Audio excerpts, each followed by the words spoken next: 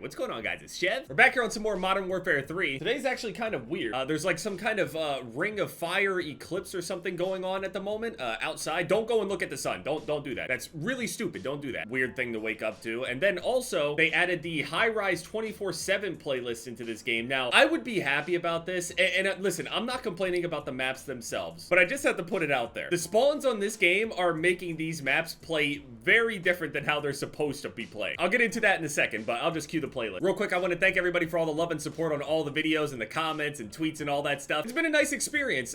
Last night, I kind of had I had a breakdown. I was playing Mortal Kombat, and I went like 3 and 8 on the day in Combat League, and well, I uninstalled it. I woke up this morning wanting to watch a lot more of it, but I really went to great lengths to stop myself from consuming any Mortal Kombat content. With that said, I watched the Omni-Man trailer that just came out today. It premiered at New York Comic-Con, and even though Ed Boon himself said that Omni-Man would not be over at New York Comic-Con, he was lying. So yeah, it was crazy. I was talking about Mortal Kombat last night like I was abstaining from a horrible drug habit. I was like, that's it, I'm done. This game's not gonna get any more time out of me. I'm not gonna promote the game anymore. I'm done fucking playing. I quit. It's actually a great game. Very addicting, feels super satisfying, but man, is it terrible for my mental. Now, what changed overnight? I calmed down. That's all that happened. I calmed down a little bit.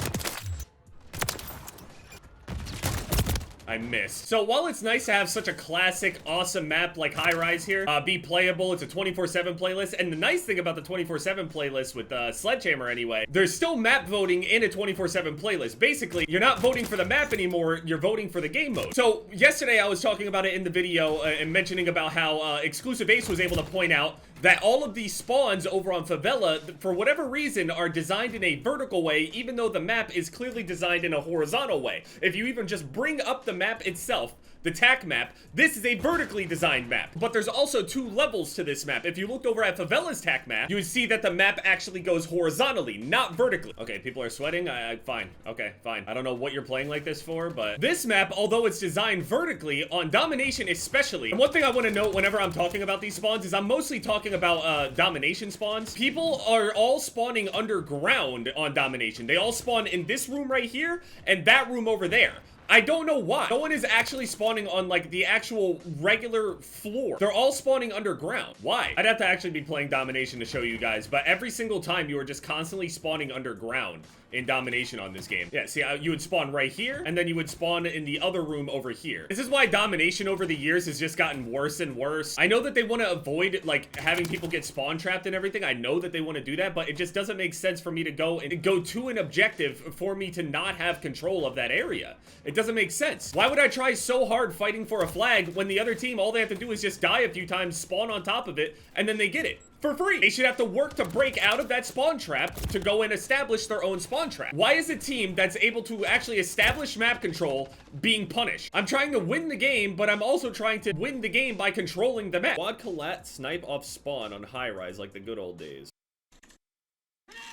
For some reason, I feel like my sniper rifle wouldn't even be capable of hitting, like, even a triple for some reason on this game. I get so many hit markers. Like, I get it. The sniper rifles are strong, but, like, I get a lot of hit markers. A lot. I get it. Aim higher, hit him in the chest, whatever. Kind of treat it like a ballista kind of situation, but I'm hoping we can get Domination here on this so I can show you guys how often, for whatever reason, I have to ask you guys, Sledgehammer, why do you keep spawning everybody underground on this map? I'm not saying it should be removed as a spawn point entirely, but why does it favor the underground spawn so hard? We're not even playing the same map anymore. Also, I saw that people were leaking more of the perks and stuff that are supposed to be in the game. The issue is trying to figure out who originally says any of this shit. I remember that there was some kind of vest that you could put on. I assume that's gear. All right, let's go for this shot. Although I have the short barrel on, so it's definitely a hit marker. Line up for the triple, guys. Actually, I'm not going to do it because they're actually lining up for it. All right, we're good. Oh, wait, I already spawned underground and we haven't even capped the flags yet. Why would my teammates spawn bottom C? If I don't see anybody up here, I have to assume that they're all just downstairs. We are always underground on Domination. Look, underground. Dead, underground. I spawned underground again. Spawn underground again. I don't even own this flag, but all the other team is spawning over there, so. Oh my god, bro, I'm about to leave. You're about to leave. I'm about to stop playing. Spawning underground again. My teammate spawned there. What the fuck? Can we get the B flag, please? What's crazy is you can know that they're spawning on the underground area, start looking towards the underground area, and then they stop spawning down there. Like, the spawns are just so... Look at that. They're so soft. Why are they so delicate?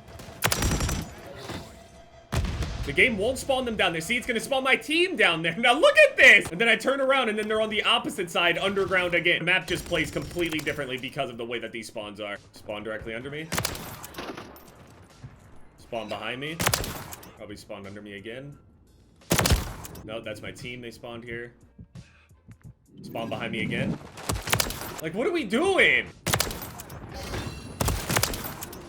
Why are they spawning here? They're gonna be underground now, on our side. We have the flag, and they're gonna be spawning our side. Look! He spawned underneath the whole team! I'm actually sick. What did you guys do to this map? It doesn't matter what flag we have. It's almost as if they're more preferred to spawn on the flag that we do have. Why is nobody over here? I'm gonna take this, and now they get that. And now watch. They're gonna all of a sudden start wanting to spawn at A. Watch! Look at that. They're spawning A, even though I spawned here. The whole team is here. We're not even all... We have one guy on the C flag now. Likely because he spawned here, by the way. Not because he traveled over there or broke the spawn. He spawned there. They break themselves. Yep, you're just behind, doing nothing. Sorry, man. I spawned underground again. They spawned bottom A. Who is at C to make them spawn? What the fuck? Oh my fucking... That guy spawned there. He's gonna spawn back over here. Yep. Gonna spawn back under here. Nope, my teammate's there. Gonna spawn back over here. I mean, I'm kind of understanding this spawn, but it's stupid as fuck. It doesn't make any sense. Sad camping pussies. It's not even possible to camp. You can't even camp with Bro, these spawns, though. They literally spawn inside of each other. Wait, is that actually fucking... Are we not gonna address the fact that he said that we're camping? We're not gonna address the clear, blatant lie? You can't even camp on this shit. You just spawn into each other. Mortal Kombat 1 official Omni-Man first look. Here we go. I mean, I'll make a video on him, sure. I'll reinstall the game. I got really mad. Finally, a worthy challenge. He looks good. Ooh, shit, okay.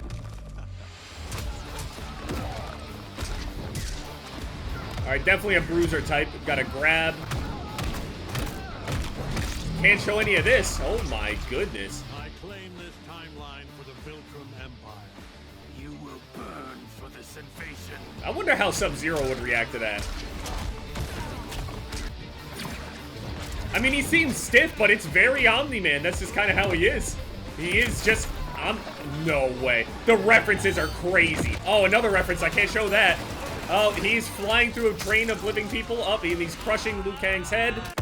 His head exploded. Well, I mean, Omni-Man, he looks exactly how I kind of expected him to be honest with you. Dude, please bring out Ermac. I don't want to play Sub-Zero anymore. I'm not good at the game. I'm also playing a character that's not highly rated in the game. I can't keep losing like this. Sure, I could try to pick up another character, but I have a worse win rate on Raiden than I do on Sub-Zero because people are used to having reps against Raiden. They're not as used to reps against Sub-Zero. UFC event tonight, it's just a fight night. It's really not that crazy, but there's a whole bunch of shit that ended up shaking up for the next card on the 21st. Initially, it was supposed to be Islam Makhachev against Charles Oliveira 2, and now it's Islam Makhachev versus Volkanovski 2. The co-main was supposed to actually be Hamzat Chimaev versus Paulo Costa. Paulo Costa ended up getting like some kind of infection in his elbow and had to have surgery on it and isn't cleared the fight, so then Kamaru Usman steps in. This fight was supposed to happen at 170, assuming at some point, but now it's happening at 185. And this card is crazy, but the card tonight, not really that crazy overall. Doesn't mean that it won't have good fights, but Sadiq Youssef against Edson Barboza. I don't like how Barboza looks at 145. He literally, the cut looks absolutely miserable. Sadiq hasn't fought anybody like at this, like with this kind of